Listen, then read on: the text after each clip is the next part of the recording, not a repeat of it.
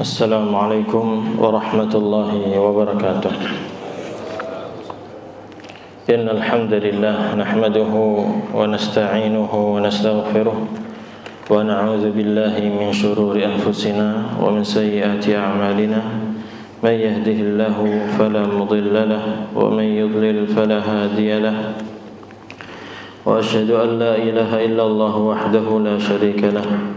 وأشهد أن محمدا عبده ورسوله يا أيها الذين آمنوا اتقوا الله حق تقاته ولا تموتن إلا وأنتم مسلمون يا أيها الناس اتقوا ربكم الذي خلقكم من نفس واحدة وخلق منها زوجها وبث منهما رجالا كثيرا ونساء واتقوا الله الذي تساءلون به والأرحام إن الله كان عليكم رقيبا يا أيها الذين آمنوا اتقوا الله وقولوا قولا سديدا يصلح لكم أعمالكم ويغفر لكم ذنوبكم ومن يطع الله ورسوله فقد فاز فوزا عظيما أما بعد فإن أصدق الحديث كتاب الله وخير الهدي هدي محمد صلى الله عليه وسلم وشر الأمور محدثاتها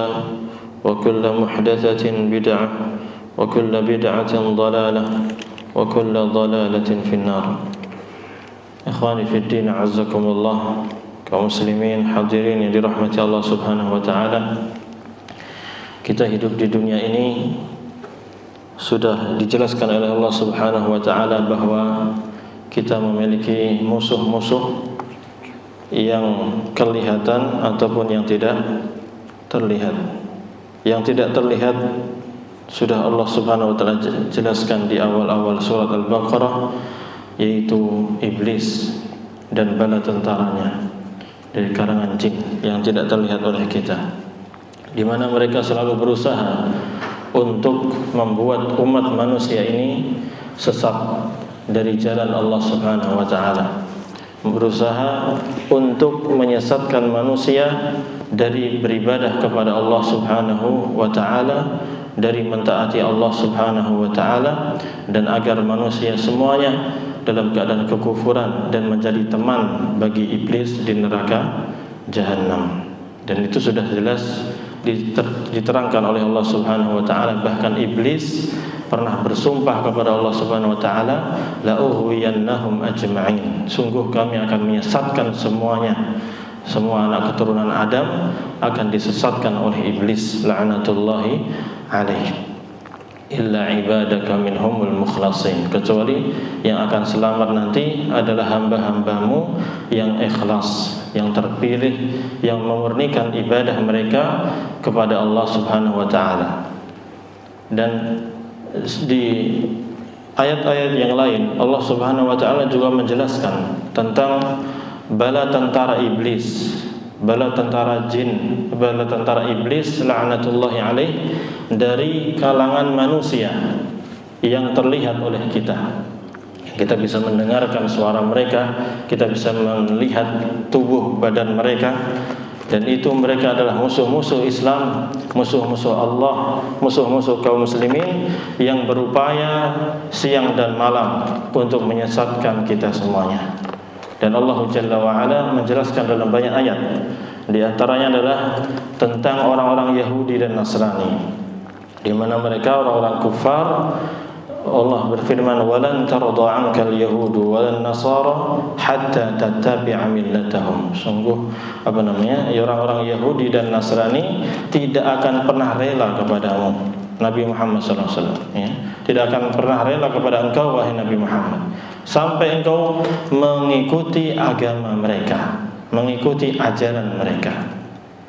Kepada Nabi SAW saja demikian mereka sikapnya, apalagi kepada umatnya, apalagi kepada kita manusia di akhir zaman yang jauh dari ilmu, yang jauh dari zaman Nabi Muhammad SAW. Tentu mereka orang-orang kafir lebih demen lagi, lebih kencang lagi dalam menyesatkan kita. Dan Allah Subhanahu wa taala sebutkan dalam ayat yang lain, wadda katsirun min ahlil kitab law yaruddunakum min ba'di imanikum kuffara Dan sungguh banyak di antara ahli kitab, orang-orang Yahudi ataupun Nasrani, kebanyakan di antara mereka menginginkan agar kalian wahai kaum muslimin kembali kepada kekufuran, menjadi orang kafir lagi. Dan Allah Subhanahu wa taala juga menceritakan tentang orang-orang munafik. Orang-orang munafik adalah orang-orang yang mereka ini menampakkan keislaman namun menyembunyikan kekufuran. Aslinya adalah orang kafir tapi masuk ke dalam tubuh kaum muslimin, memakai pakaian-pakaian kaum muslimin, slogan-slogan kaum muslimin. Namun mereka benci kepada Islam, benci kepada kaum muslimin. Bahkan waddu law takfuruna kama kafaru fatakununa sawa'an. Allah mengatakan mereka ini sangat senang dan sangat berusaha agar kalian itu kufur sebagaimana mereka kufur, sehingga kalian dan mereka itu sama-sama kafir. Maka kita harus waspada kepada orang-orang yang seperti itu. Fahdharhum humul adu fahdharhum, kata Allah dalam surat Al-Munafiqun. Mereka ini adalah orang-orang munafik, ini adalah musuh, maka waspadalah dari mereka. Waspada, hati-hati. Sehingga Allah Subhanahu wa taala dalam ayat yang saya bacakan di salat subuh tadi, Allah Jalla wa ala memperingatkan kepada kita, jangan sampai kita mengikuti, mentaati orang-orang yang berusaha untuk menyesatkan kaum muslimin. Allah Subhanahu wa taala berfirman, ya ayyuhalladzina amanu in tuti'u fariqan minal ladzina utul kitab yaruddukum ba'da imanikum kafirin. Ini di surat Ali Imran ayat berapa tadi? 100 ya.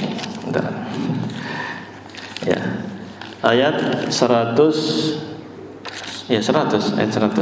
Ya ayyuhalladzina amanu in tuti'u fariqan minal ladzina utul kitab yaruddukum ba'da imanikum kafirin. Wahai orang-orang yang beriman, kalau kalian mentaati sebagian kelompok dari orang-orang ahli kitab, itu orang-orang yang diberikan kitab kepada mereka, orang Yahudi ataupun Nasrani, kalian taati mereka, ikuti saran-saran mereka, ikuti masukan-masukan mereka, ikuti program-program mereka, maka yaruddukum ba'da imanikum kafirin. Mereka akan mengembalikan kalian setelah keimanan kalian akan menjadi orang-orang kafir.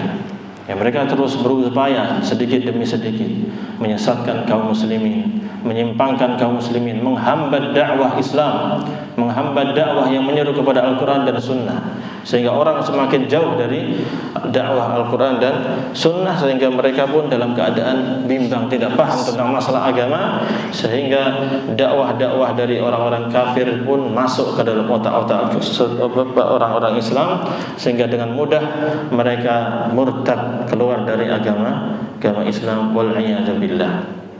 Tapi lihat, setelah itu Allah Subhanahu wa taala memberikan kunci, agar kita ini tidak bisa terpengaruh oleh pemikiran-pemikiran mereka, agar kita tidak terpengaruh oleh tipu daya mereka dan syubhat-syubhat yang mereka lontarkan. Allah mengatakan, wa kaifa takfurun wa antum tutla alaikum ayatullah wa fikum rasuluh. Bagaimana mungkin kalian bisa kufur, kalian bisa murtad, kalian bisa mengikuti kemauan orang-orang Yahudi dan Nasrani itu, sementara telah sering dibacakan kepada kalian ayatullah. Wa antum tutla alaikum ayatullah. Yang pertama dibacakan kepada mereka ayat-ayat Allah. Ini kemudian wa fikum rasuluh, dan di kalangan kalian ini ada utusan Allah, Rasulullah sallallahu alaihi wasallam. Ini di zaman beliau alaihi salatu wasallam masih hidup, beliau yang akan membimbing para sahabat ridwanullahi alaihim ajmain sehingga mereka kokoh dalam agama Islam. Nah, di zaman kita Nabi alaihi salatu wasallam sudah wafat, sudah sekian lama beliau wafat meninggalkan kita. Namun beliau meninggalkan kepada kita agama ini, sunnah Nabi kita Muhammad sallallahu alaihi wasallam. Maka dengan dua ini, ayatullah, ayat-ayat Allah, yaitu apa? Al-Quranul Karim, ayat-ayat Al-Quran. Wa fikum rasuluh, adalah sunnah Nabi kita Muhammad sallallahu alaihi wasallam. Maka dengan dua ini, berpegang dengan agama yang bersumber dari Al-Quran dan sunnah Nabi sallallahu alaihi wasallam, ini adalah kunci aman, ya. Solusi agar kita apa? Tidak murtad sebagaimana yang diinginkan oleh orang-orang kafir, musuh-musuh Allah Subhanahu wa taala. Wa kaifa takfurun? Bagaimana kalian akan kufur? Artinya kalian enggak bisa, kalian enggak mungkin kufur kalau kalian betul-betul memahami ayat-ayat Allah. Kalau kita betul-betul memahami ayat-ayat Allah, sunnah Nabi sallallahu alaihi wasallam, kita terapkan dengan baik di masyarakat kita, insyaallah kita semuanya selamat dari tipu daya orang-orang kafir, sehingga kita tetap istiqamah di atas agama ini. Oleh karena itu Allah melanjutkan, wa may ya'tasim billah faqad hudiya ila siratim mustaqim. Dan siapa yang berpegang teguh dengan Allah, dengan agama Allah ini, maka sungguh dia akan diberikan hidayah, petunjuk kepada jalan yang lurus. Nah, ini kunci-kunci seperti ini harus kita pelajari. Makanya diadakannya kajian-kajian di waktu demi waktu itu adalah untuk mengecas iman kita, mengokohkan keimanan kita, mengokohkan ilmu kita agar kita tidak terpengaruh dengan tipu daya orang-orang kafir, orang-orang munafik ataupun tipu daya iblis la'natullahi alaihi. Kemudian Allah Subhanahu wa taala mengajarkan kepada kita, dan ini ayat sering diulang-ulang di di khutbah apa? Jumat. Ya ayyuhalladzina amanu ittaqullaha haqqa tuqatih. Wahai orang-orang yang beriman, bertakwalah kalian kepada Allah dengan sebenar-benarnya. Ya, setelah kita semuanya tahu ayat-ayat Al-Quran, kita tahu tentang hadis-hadis Nabi SAW, terapkan itu dalam sehari-hari. Dengan cara apa? Takwa kepada Allah Subhanahu Wa Taala. Betul-betul dijalankan perintah-perintah Allah dan Rasulnya semampu kita. Rasulullah SAW mengatakan, wa ma amartukum bihi fa'tu minhu mastata'tum. Apa saja yang saya perintahkan kalian dengannya, maka datangilah atau laksanakan sesuai kemampuan kalian. Dan juga wa ma nahaitukum anhu fajtanibuh. Apa yang saya larang, maka jauhilah secara totalitas. Jauhi.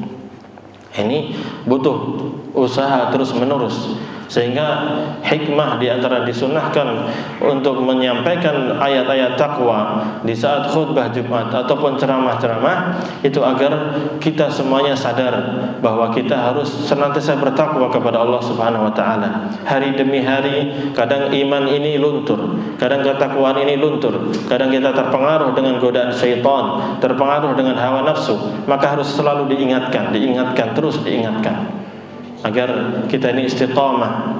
Wala tamutunna illa wa antum muslimun. Jangan kalian mati meninggal kecuali dalam keadaan Islam, masih istiqamah di atas agama Islam. Kemudian Allah Subhanahu wa taala memerintahkan kita untuk bersatu.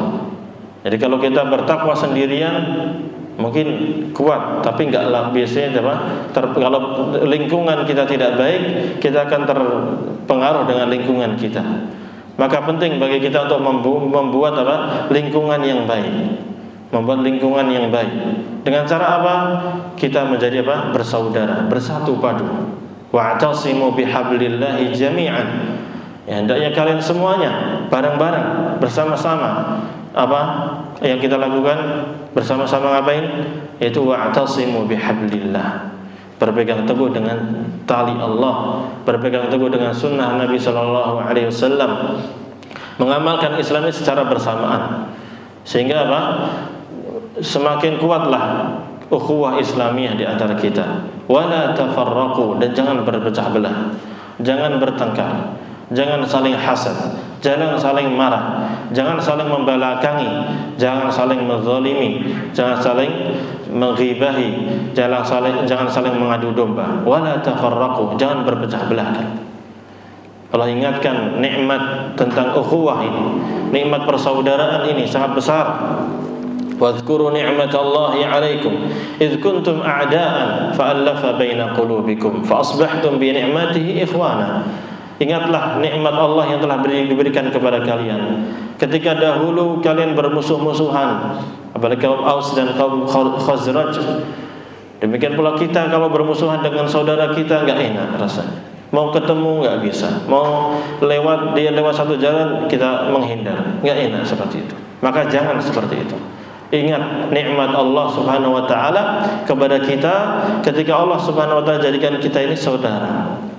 Dulunya bermusuh-musuhan, kemudian kita mulai belajar agama, saling mengenal, paham tentang agama, jadilah kita bersaudara. Allah juga mengingatkan tentang nikmat iman dan Islam ini, di mana dengan iman Islam ini kita akan selamat dari jurang api neraka. Wadhkuru ni'matallahi 'alaikum idz kuntum a'da'an fa'alafa baina qulubikum fa asbahtum bi ni'matihi ikhwana. Wa kuntum ala syafa hufratin minan nar. Dan dulu kalian ini berada di tepi jurang neraka. Sudah mepet, entar lagi masuk neraka. Maksudnya dulu para sahabat sebelum mereka beriman, sebelum mereka mendapatkan dakwah Nabi sallallahu alaihi wasallam, mereka dalam keadaan kekufuran yang nyata, kesyirikan yang luar biasa, kemaksiatan yang merajalela. Sehingga itu mereka berada di mana? Tepi jurang neraka. Lalu Allah Subhanahu wa taala mengutus Nabi Muhammad sallallahu alaihi wasallam, disampaikan kepada mereka ayat-ayat Allah dan sunnah Nabi sallallahu alaihi wasallam sehingga mereka beriman, mereka beramal saleh, mereka menjalankan Islam ini dengan benar sehingga fa'anqadzakum minha. Allah menyelamatkan kalian dari neraka tersebut.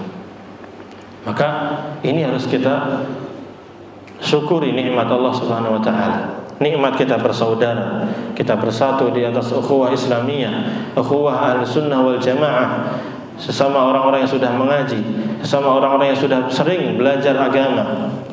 Maka harus kita jaga. Kemudian kita juga hendaknya mengingat nikmat besar, nikmat ilmu ini. Ilmu Al-Quran dan Sunnah ini yang bisa menyelamatkan kita dari jurang api neraka. Dahulu kita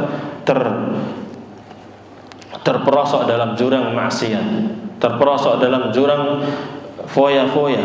Lalu kita mendapatkan kajian-kajian dari ustaz-ustaz kita, dari para ulama kita, sehingga kita tahu mana yang benar, mana yang salah.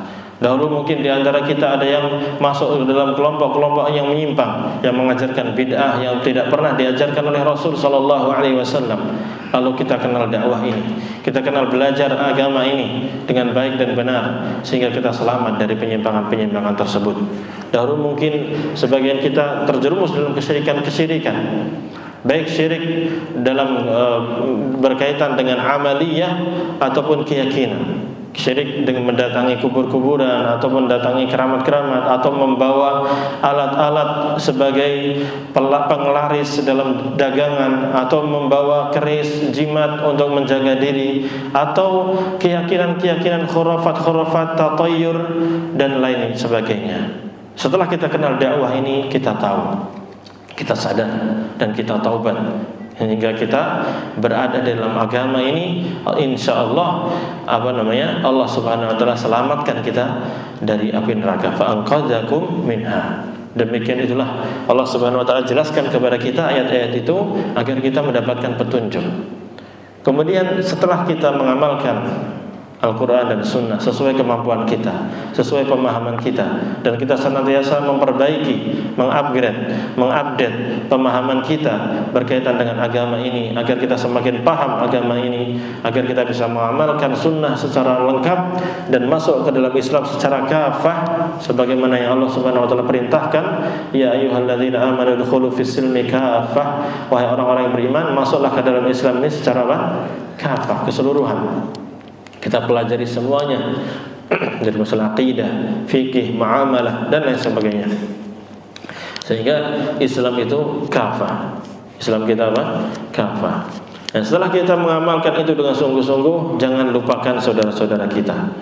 Kita harus ada dakwah, harus ada mengajak keluarga kita, mengajak anak-anak kita, mengajak tetangga kita, kerabat kita, sesuai kemampuan kita dan sesuai ilmu yang kita miliki. Oleh karena itu Allah Subhanahu wa taala memerintahkan wal takum minkum ummatun, Hendaknya ada sebagian kalian, dari sebagian kelompok di antara kalian, ada sebagian umat yang memiliki tugas apa? Yad'una ilal khair, mengajak manusia, berdakwah kepada manusia, mengajarkan kepada manusia tentang kebaikan. Kebaikan yang dimaksud adalah agama Islam ini. Kebaikan yang dimaksud adalah Al-Quran dan Sunnah Nabi SAW yang membawa kebaikan, mendatangkan kebaikan bagi manusia. Bahkan tidak hanya bagi manusia, bahkan bagi seluruh makhluk di alam semesta ini akan menjadi baik dan menjadi indah dengan agama Islam, di mana Islam tidak hanya mengatur kehidupan manusia saja, tapi Islam juga mengatur bagaimana interaksi manusia dengan tumbuh-tumbuhan, dengan hewan-hewan, dengan segala makhluk yang ada di sekitar manusia tersebut. Sehingga Islam ini adalah rahmatan lil alamin, rahmat kasih sayang bagi alam semesta. Kemudian ma'asyiral muslimin rahimani wa rahimakumullah, mengajak kepada kebaikan dan juga melakukan apa? Ya'muruna bil ma'ruf wa yanhauna 'anil munkar. Mengajak kepada al-ma'ruf. Al-ma'ruf adalah sesuatu yang baik yang diajarkan oleh Al-Quran dan Sunnah Nabi sallallahu alaihi wasallam. Sesuatu yang baik, yang dikenal baik, yang diajarkan, diperintahkan oleh Al-Quran dan Sunnah Nabi sallallahu alaihi wasallam. Sehingga segala perintah-perintah, segala syariat-syariat yang ada di dalam Al-Quran dan Sunnah itu semuanya adalah ma'ruf, sesuatu yang apa? Baik. Dan mereka hendaknya juga tidak hanya mengajak mereka orang untuk sholat, tidak hanya mengajak orang untuk zakat, tidak hanya mengajak orang untuk berbuat baik kepada kedua orang tua, berbuat baik kepada tetangga, sanak famili, untuk bersedekah, untuk menolong, untuk saling membantu. Tidak hanya itu, tapi juga ada apa? Wa yanhauna 'anil munkar, melarang dari kemungkaran. Harus ada dakwah yang melarang manusia dari melakukan kesyirikan, kekufuran, bid'ah, maksiat dan segala bentuk-bentuk yang diharamkan oleh Allah Subhanahu wa taala. Karena kemungkaran-kemungkaran itu hanya akan merusak masyarakat, hanya akan merusak jiwa kita, hanya akan merusak alam semesta ini. Maka harus ada yang melakukan dakwah tersebut secara lengkap. Dan ini pentingnya ada dakwah ini. Oleh karena itu, dakwah ini hendaknya senantiasa dilaksanakan dimanapun kita berada, sesuai dengan kemampuan kita. Dan hendaknya jangan dihalang-halangi, jangan dilarang. Karena dakwah ini akan memberikan keberkahan bagi masyarakat kita, bagi negara kita, memberikan kemakmuran bagi masyarakat kita dan negara kita. Allah Subhanahu wa taala menjanjikan, walau anna ahlal qura amanu wattaqau lafatahna 'alaihim barakatin minas sama'i wal ardh. Seandainya seluruh penduduk bumi ini, seluruh penduduk negeri ini, mereka beriman dan bertakwa, maka kami akan bukakan keberkahan dari langit dan bumi. Namun kalau mereka dusta, walakin kadzabu, kalau mereka berdusta, maka Allah akan siksa mereka, akan ditimpakan azab kepada mereka. Oleh karena itu dakwah ini harus selalu ada. Dakwah salaf, dakwah Ahlussunnah yang mengajak kepada Islam yang murni harus digencarkan. Harus ada dakwah ini. Fungsinya apa? Pertama, untuk menjaga Islam itu sendiri, agar Islam itu dikenal oleh masyarakat, agar Islam tidak punah, agar ilmu ini senantiasa disampaikan dari generasi ke generasi yang akan mendatang, sehingga Islam akan senantiasa eksis, akan senantiasa ada sampai hari kiamat kelak. Dan Allah akan menjaga hal itu. Dan juga selain itu, agar masyarakat ini sadar, agar masyarakat yang dahulunya terjerumus dalam kekufuran, maka mereka kembali kepada keimanan yang benar. Agar masyarakat yang dahulu terjerumus dalam kebid'ahan, agar mereka kembali kepada sunnah yang benar.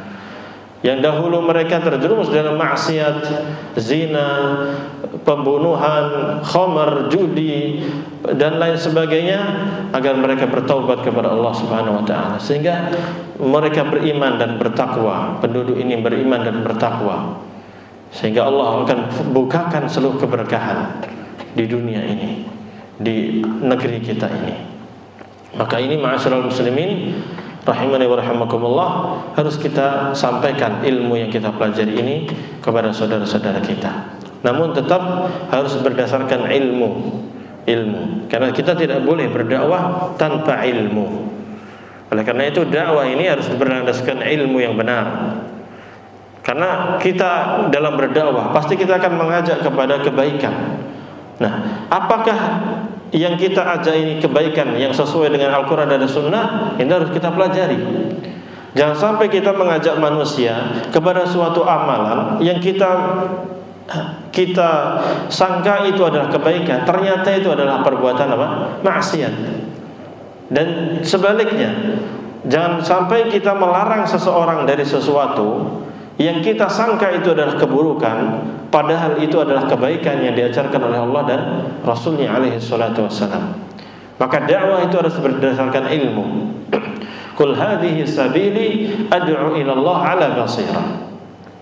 Inilah jalanku, saya berdakwah kepada Allah, mengajak manusia agar kembali kepada Allah Subhanahu wa taala, beragama sesuai agama yang diajarkan oleh Allah Subhanahu wa taala, tapi ala basirah, di atas apa? Ilmu yang jelas, yang sudah dipahami dengan baik dan benar, ya, bersumber dari Al-Quran dan Sunnah Nabi Sallallahu Alaihi Wasallam. Kenapa betapa banyak orang-orang yang berdakwah tanpa ilmu, sehingga mereka lebih banyak merusak daripada memperbaiki, lebih banyak menyesatkan daripada memberikan hidayah. Fadallu wa adallu, mereka sesat dan mereka menyesatkan. Maka kita harus berilmu dan berilmu, belajar terus. Setelah kita belajar, amalkan untuk diri kita sendiri dulu. Ibda' binafsik, mulai dari diri kita sendiri. Baru setelah itu kita ajarkan, minimal untuk keluarga kita, minimal family kita, agar mereka juga paham sebagaimana kita paham, agar mereka menikmati ibadah ini sebagaimana kita menikmati ibadah. Kita kenal sunnah, kita bisa beribadah dengan baik dan benar. Kita bisa beribadah kepada Allah, kita bisa menghayati khusyuk dalam salat. Maka kita juga ingin saudara-saudara kita merasakan kenikmatan iman dan Islam ini, merasakan kenikmatan hidup di atas sunnah Nabi Sallallahu Alaihi Wasallam, sebagaimana kita merasakannya. Maka ma'asyiral muslimin rahimani wa rahimakumullah, itu sekilas nasihat yang sebagai muqaddimah di kajian kita saat ini. Masih ada waktu? Masih. Baik. Kemudian kita akan melanjutkan pembahasan berkaitan dengan akidah, keimanan kita kepada Allah Subhanahu wa taala. Allah Subhanahu wa taala memerintahkan kita untuk beriman kepadanya, dan di antara makna iman kepada Allah Subhanahu wa taala adalah iman bahwa Allah itu betul-betul ada.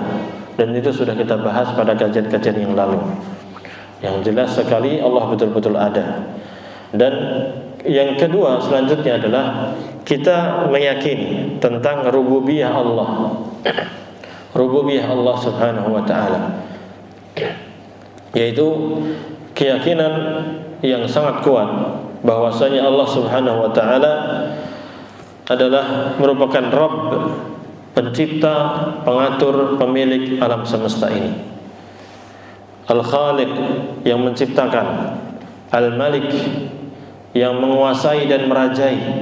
Al-Amir, yang berhak untuk memerintah dan mengatur segala yang terjadi di alam semesta ini. Dan makna Rabb adalah As-Sayyid, bermakna Tuan. Al-Malik, raja yang berkuasa, yang memiliki jagat raya ini. Al-Mutasarrif, yang melakukan dan mengatur alam semesta ini. Alladzi rabba jami'al alamin bi'ni'amih.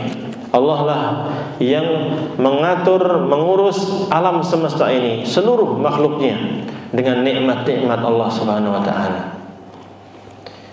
Allah Subhanahu wa taala berfirman ketika Fir'aun bertanya, qala faman rabbukuma ya Musa, wahai Musa, siapa Tuhan kalian? Siapa itu Tuhan kalian? Maka Nabi Musa mengatakan, Rabbuna alladhi a'ta kulla syai'in khalqahu summa hada. Allah Tuhan kita, Tuhan kami adalah Allah yang memberikan kepada setiap makhluknya segala yang telah memberikan, yang telah menciptakan segala sesuatu yang ada ini, kemudian Allah Subhanahu wa taala memberikan hidayah, memberikan petunjuk kepadanya. Allah yang menciptakan matahari dan Allah yang memberikan hidayah, petunjuk kepada matahari, memerintahkan matahari untuk apa? Berjalan sesuai dengan orbitnya dan bercahaya dengan cahaya yang sesuai dengan diperintahkan oleh Allah Subhanahu wa taala. Dia terbit dari timur, tenggelam dari ke barat. Demikian pula langit, Allah perintahkan perintah-perintahnya. Bumi juga demikian, tumbuh-tumbuhan juga demikian, dan juga seluruh makhluknya, termasuk hewan-hewan. Dan kita semuanya ini Allah ciptakan dan Allah berikan apa? Petunjuk. Itu. Jadi Allah yang mengatur itu semuanya. Jadi tauhid rububiyah ini setidaknya mencakup berapa? 3 hal. Yang pertama, penciptaan. Itu Allah yang menciptakan alam semesta itu. Nanti akan dirinci. Pertama apa? Menciptakan. Allah itu adalah sang pencipta.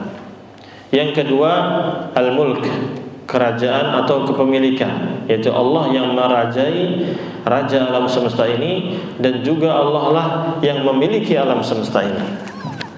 Seluruh makhluk ini dimiliki oleh Allah Subhanahu wa ta'ala tanpa terkecuali. Kemudian al-amr, perintah dan pengaturan. Itu semuanya yang mengatur dan berhak memerintah, maksudnya memberikan perintah adalah Allah Subhanahu wa ta'ala. Baik. Di poin yang pertama tentang penciptaan, yaitu Allah Subhanahu wa ta'ala khaliqu kulli syai'in, adalah pencipta segala sesuatu. Segala sesuatu semuanya diciptakan oleh Allah Subhanahu wa ta'ala. Wa ma siwahu makhluk. Adapun selain Allah itu adalah makhluk. Makhluk yang diciptakan itu oleh Allah Subhanahu wa ta'ala. Allah Jalla wa ala menegaskan dalam surat Az-Zumar ayat 62. Allahu khaliqu kulli syai'in wa huwa ala kulli syai'in wakil. Allah adalah pencipta segala sesuatu. Allahu khaliqu kulli syai'. Allah adalah pencipta segala sesuatu. Disebutkan di sini kulli syai'in. Kulli itu sudah artinya apa? Segala, seluruh, setiap. Syai'in secara nakirah, tidak pakai alif lam. Segala sesuatu, berarti semuanya tanpa apa? Tanpa terkecuali. Sehingga semuanya ini diciptakan oleh Allah Subhanahu wa ta'ala, dan semuanya adalah makhluk Allah Subhanahu wa ta'ala. Wa huwa ala kulli syai'in wakil. Dan Allah dialah yang menjadi tempat tempat berlindungnya, tempat meminta tolongnya, tempat bersandarnya segala sesuatu. Wa qala, dan Allah Subhanahu wa ta'ala berfirman, wa khalaqa kulla syai'in faqaddarahu taqdira. Dan Allah Subhanahu wa ta'ala menciptakan segala sesuatu ini dan menetapkannya sesuai dengan takdirnya. Allah Subhanahu wa ta'ala menciptakan alam semesta ini dan menetapkannya faqaddarahu taqdira, menetapkannya dengan sebenar-benarnya. Ya, penciptaan yang sangat sempurna Allah Subhanahu wa ta'ala yang menciptakan semuanya, yang mengaturnya. Maka setiap makhluk ini adalah makhluk Allah Subhanahu wa ta'ala. Allah yang menciptakan mereka tanpa terkecuali. Terus bagaimana kalau ada sebagian orang yang menciptakan kayak peralatan-peralatan canggih sekarang ini, lampu dan lain sebagainya, listrik dan lain sebagainya? Bagaimana menyikapi perkataan itu? Itu ada pencipta. Ini misalnya pencipta apa? Pencipta lampu siapa? Hah? Thomas Alva Edison. Pencipta listrik? Nggak ada. PLN. Iya. Atau penemuan-penemuan lainnya. Kan ilmuwan itu punya penemuan, sehingga mereka mengatakan ini penciptanya, iya kan? Yang menciptakan itu. Penulis mengatakan, wa kullu khalqin udhifa ila ghairihi fa huwa khalqun nisbi. Segala ciptaan yang disandarkan kepada selain Allah Subhanahu wa ta'ala itu adalah ciptaan yang nisbi, yang relatif. Yang sebenarnya dia hanya apa? Hanya kalau di sini dikatakan bima'na tashkil, artinya mereka itu sebenarnya hanya menyusun saja, membentuk saja. Ya atau tidak? Mobil misalnya, mobil. Ya, orang misalnya yang pertama kali menemukan mobil siapa gitu. Disebut ini pencipta apa? Mobil. Tapi lihat, dia apakah dia menciptakan dari tidak ada? Atau hanya nyusun? Yang ada hanya nyusun, kan gitu. Mereka cari bahan-bahan besinya, kemudian dibentuklah besi tersebut, kemudian alat-alat yang lain juga demikian, mesin-mesinnya juga demikian. Sehingga mereka itu sebenarnya hanya tidak menciptakan, tapi ya menciptakan tapi bukan penciptaan yang sempurna sebagaimana yang Allah Subhanahu wa taala lakukan. Kalau Allah Subhanahu wa taala menciptakan sesuatu itu dari tidak ada. Dulunya enggak ada, tiba-tiba ada. Itulah ciptaan Allah Subhanahu wa taala. Makhluk manusia ini kadang menciptakan, cuman menciptakannya masih nisbi, relatif. Dan makna dari relatif itu adalah hanya sekedar membentuk saja. Atau hanya menyusun saja. Ya, partikel-partikelnya dia susun sehingga terbentuklah benda tersebut, sehingga nyalalah lampu ini, sehingga kendaraan itu bisa berjalan dan lain sebagainya. Sehingga tidak bisa dikatakan penciptaan yang sempurna atau yang mutlak. Maka meskipun itu adalah buatan yang nyusun adalah manusia, tapi pada hakikatnya siapa? Bahan-bahannya dari siapa? Allah Subhanahu wa taala. Allah yang menciptakan. Makanya Allah di ayat tadi wa khalaqa kulla syai'in, segala sesuatu, semuanya tanpa terkecuali. Adapun yang ada ini, fasilitas-fasilitas yang ada yang diciptakan oleh manusia, ini hanya mereka hanya menyusun. Ya, menyusun. Dan ide-idenya juga itu merupakan petunjuk dari siapa? Allah Subhanahu wa taala. Yang memberikan akal dia dari siapa? Allah. Bahkan pesawat terbang, dari mana dia belajar bisa pesawat itu? Dari burung atau dari apa? Dari ya hewan-hewan yang terbang, burung atau capung taruhlah gitu. Dari bentuknya saja kurang lebih kayak belajar dari hewan-hewan tersebut dan lain sebagainya. Intinya ketika penciptaan itu mencipta itu disandarkan kepada selain Allah Subhanahu wa taala, itu adalah mencipta atau penciptaan sesuatu yang nisbi, yang relatif, dan juga maknanya hanya sekedar membentuk saja, menyusun saja. Ya. Bukan menciptakan dari sesuatu yang tidak ada. Ya. Maka demikian. Maka Allah Subhanahu wa taala mengatakan fatabarakallahu ahsanul khaliqin. Maha berkah Allah, maha suci Allah Subhanahu wa taala, dia adalah sebaik-baik yang terbaik dari seluruh pencipta. Gitu. Jadi Allah Subhanahu wa taala masih mengatakan ada sebagian yang mencipta memang. Cuman maksudnya itu manusia hanya membentuk dari satu alat ke alat yang lain. Tapi Allah mengatakan ahsanul khaliqin. Allah lah yang lebih yang lebih baik. Karena makhluk khaliq yang terbaik adalah memang Allah Subhanahu wa taala. Adapun manusia hanya menyusun saja, membentuk saja. Ya. Gitu. Itu yang pertama. Jadi al-khalq, penciptaan. Sehingga kita harus meyakini segala yang ada di alam semesta ini adalah makhluk yang diciptakan oleh Allah Subhanahu wa taala. Adapun selain Allah Subhanahu wa taala tidak bisa menciptakan ini semuanya. Sehingga ketika Allah Subhanahu wa taala yang menciptakan, maka otomatis dialah yang memilikinya. Ya atau tidak? Maka yang tahu yang makna yang kedua atau yang bagian yang kedua adalah memiliki. Allah yang memiliki makhluk ini. Semua yang dimiliki oleh Allah Subhanahu wa taala. Allah Subhanahu wa taala berfirman, penulis mengatakan fallahu al-malik. Allah adalah yang merajai, yang menguasai, yang memiliki alam semesta ini. Wa ma siwahu mamluk. Adapun selainnya itu dimiliki oleh Allah Subhanahu wa taala. Allah berfirman, alam ta'lam anna Allah lahu mulku samawati wal ard wa ma lakum min dunillahi min waliyyin wala nasir.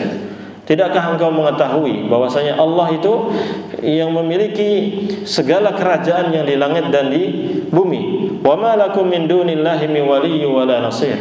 Kalian tidak memiliki penolong dan pelindung dari selain Allah Subhanahu wa taala. Dan ayat yang lain masih banyak ya. Walillahi mulkus samawati wal ard. Allah memiliki kerajaan langit dan bumi, ini semuanya milik Allah Subhanahu wa taala. Ya.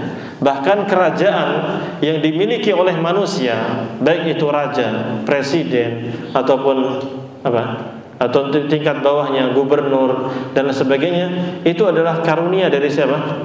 Allah Subhanahu wa taala. Kita ketika di surat misalnya Ali Imran ya, qulillahumma malikal mulki tu'til mulka man tasha wa tanzi'ul mulka mimman tasha. Ya Allah, Engkaulah yang memiliki kerajaan, Engkaulah yang memiliki kekuasaan di alam semesta ini. Engkau memberikan kerajaan ini, kekuasaan ini kepada orang yang Engkau kehendaki. Wa tanzi'ul mulka mimman tasha, dan Engkau mencabut kekuasaan itu, kerajaan itu dari orang yang Engkau kehendaki. Allah yang menakdirkan siapa yang bagi jadi pemimpin, siapa yang tidak jadi pemimpin, siapa yang akan lengser, siapa yang tidak akan lengser. Semua itu kehendak Allah Subhanahu wa taala. Karena Allah adalah Malikal Mulk, pemilik kerajaan alam semesta ini yang sebenarnya. Ya. Dan Allah Subhanahu wa taala mengatakan walam yakul lahu syarikun fil mulk, dan tidak ada syarik, teman, tidak ada yang bersekutu dengan Allah Subhanahu wa taala dalam kerajaan langit dan bumi ini. Ya, hanya Allah saja satu-satunya memiliki alam semesta ini. Bahkan Allah menjelaskan dzalikumullahu rabbukum lahul mulk. Itulah Allah, Tuhan kalian, Rabb kalian, dialah yang memiliki kerajaan alam semesta ini. Adapun orang-orang yang kalian sembah dari selain Allah, walladzina tad'una min dunihi ma yamlikuna min qitmir. Mereka sedikit pun tidak memiliki sesuatu di alam semesta ini. Bahkan qitmir itu apa? Kulit ari. Itu tidak memiliki sedikit pun. Di kurma itu apa? Di biji kurma itu diambil, itu ada apa? Yang kulit putih itu. Itu saja mereka tidak punya. Itu yang punya kulit itu siapa? Allah Subhanahu wa taala. Lihat, sesembahan dari selain Allah, Tuhan-Tuhan yang ada ini enggak punya apa-apa. Ya. Enggak punya apa-apa sedikit pun dari alam semesta ini. Semua yang ada di alam semesta ini milik Allah. Maka dialah satu-satunya yang berhak untuk disembah. Dialah satu-satunya yang berhak untuk menjadi Tuhan. Dialah yang memiliki, dialah yang menguasai, dialah yang mengatur alam semesta ini. Maka itu yang harus kita yakini. Dan penulis mengatakan wa kullu milkin udhifa ila ahadin siwahu fahuwa milkun nisbiyun. Dan segala kepemilikan yang disandarkan kepada selain Allah itu adalah kepemilikan yang relatif. Muaqqat, yang apa? Yang memiliki batas waktu. Juz'iyun, yang hanya sebagian saja. Ya. Contohnya misalnya raja ataupun presiden ataupun gubernur, segala penguasa itu. Lihat, penguasa yang ada, dia dikatakan malik. Dikatakan apa? Raja. Raja dikatakan apa? Malik, raja. Tapi milknya, kepemilikannya, kerajaannya itu relatif, tidak sempurna, tidak mutlak. Ya, dia menjadi raja memang demikian, memimpin dia, menguasai, iya, bisa ngatur bisa. Cuman pertama muaqqat, ada waktunya, ada batas waktunya. Apalagi kalau model di negeri kita 5 tahun saja kan gitu ya, bisa lebih bisa ditambah 2 periode, nggak bisa 3. Kan gitu, kecuali kalau berubah.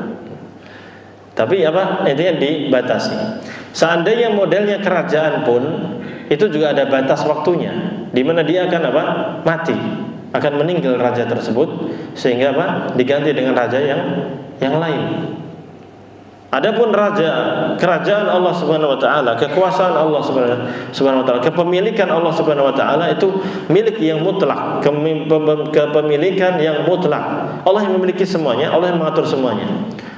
Ya, dan Allah itu hayyun, maha hidup, kekal, abadi selama-lamanya. Ya. Bahkan dalam kepemilikan harta kita misalnya, kita memiliki harta, kita memiliki bahkan anak, keluarga. Ini kepemilikan yang tidak mutlak, hanya nisbi. Pertama nisbi, relatif, tidak mutlak. Kemudian muaqqat, ada waktunya. Bahkan harta kita bisa diambil orang kan gitu, bisa dicuri orang. Kita tidak memiliki secara apa? Secara mutlak. Kalau kepemilikan mutlak itu dikuasai oleh kita, nggak mungkin diambil sama orang lain. Dan muaqqat, ada waktunya. Ya, kita meninggal, tinggal harta kita jadi warisan. Istri kita bisa nikah lagi, anak kita juga dirawat oleh orang lain, kan gitu. Jadi kepemilikan yang kita miliki ini apa? Relatif dan tidak mutlak. Dan ada waktunya. Bahkan juz'i kata penulis. Juz'i itu hanya sebagian saja. Raja dunia paling menguasai hanya satu negara saja, 2 negara. Yang dikatakan menguasai seluruh dari timur sampai barat hanya 4, sebagaimana disampaikan di kajian kemarin. Siapa itu? Nabi Sulaiman, kemudian Bakhtansir. Ini yang mukmin ini, 2 ini. Cuman Bakhtansir siapa ini? Allah a'lam. Dzulqarnain. Iya, yang muslim Dzulqarnain. Kemudian betul. Yang muslim Nabi Sulaiman sama Dzulqarnain. Yang kafir ada Namrud pakai dal atau Namrud pakai za. Dan Bakhtansir tadi. Ya. Siapa? Namanya siapa ya? Wallahu a'lam. Gimana? Enggak, kalau bahasa Arabnya kalau ba kha ta nun sad ra itu kan lebih gitu lah, makanya Bakhtansir atau siapa gitu.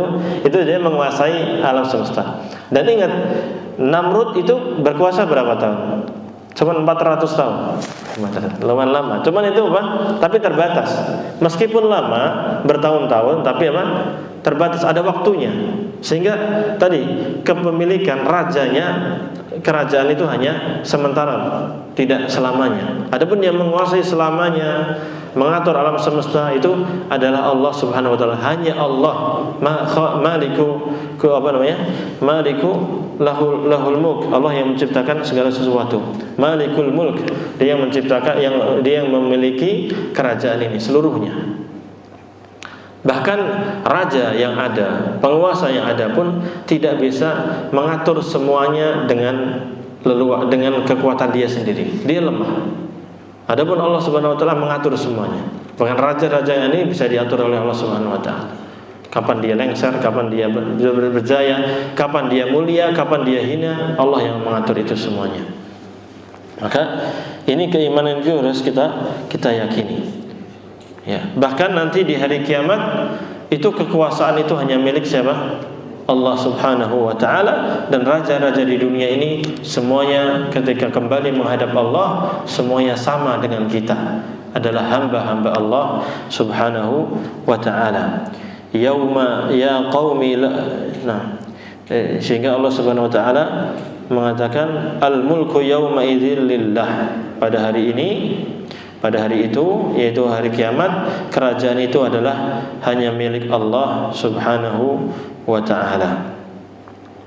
Itu sebagian dari makna rububiyah Allah Subhanahu wa ta'ala. Yang pertama, Allah yang menciptakan alam semesta ini, dan Allah yang memiliki alam semesta ini.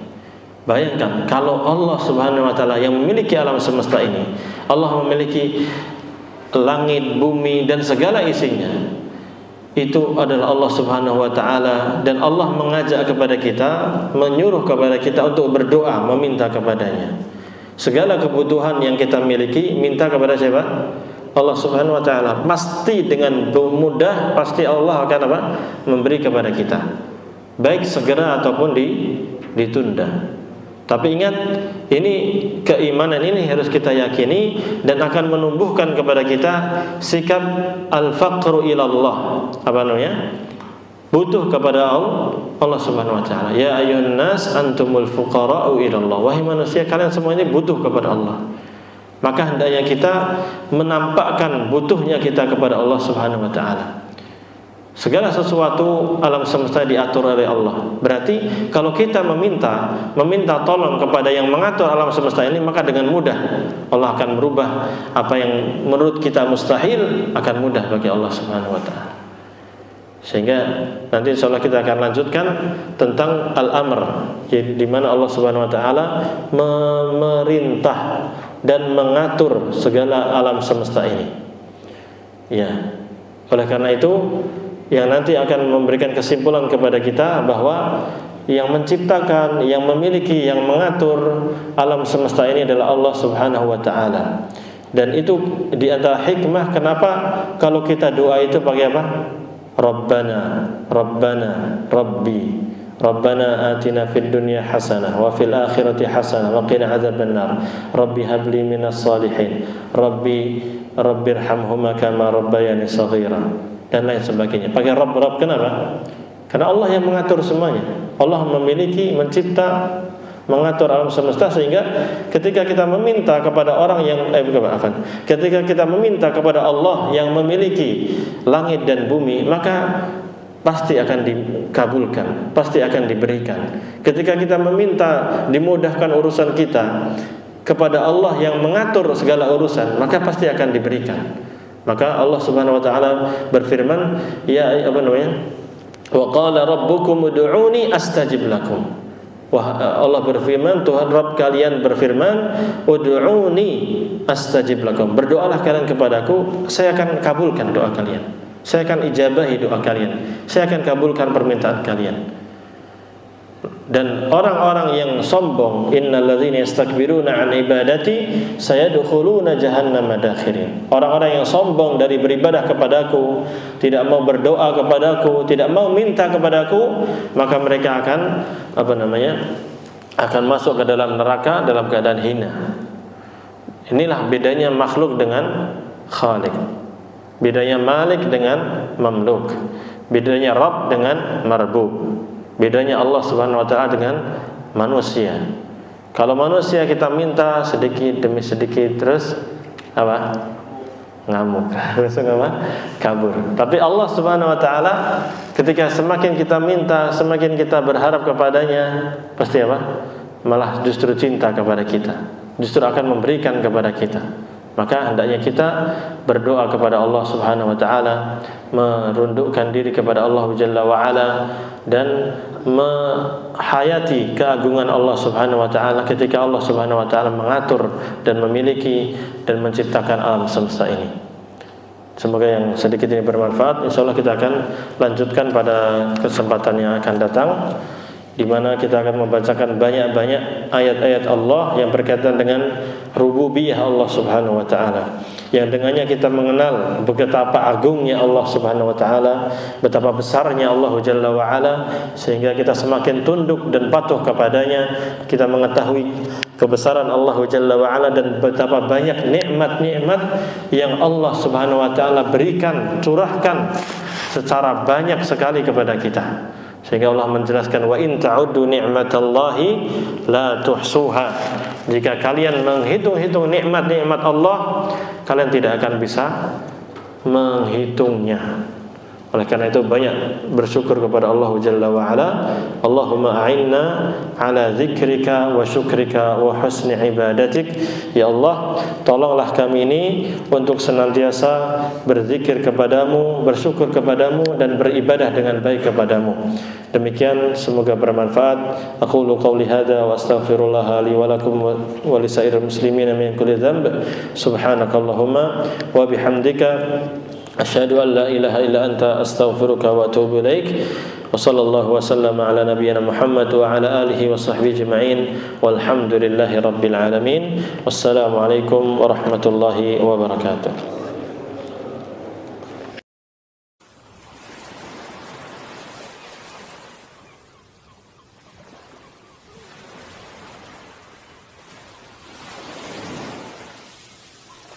قل هذه سبيلي أدعو إلى الله على بصيرة أنا ومن اتبعني وسبحان الله وما أنا من المشركين.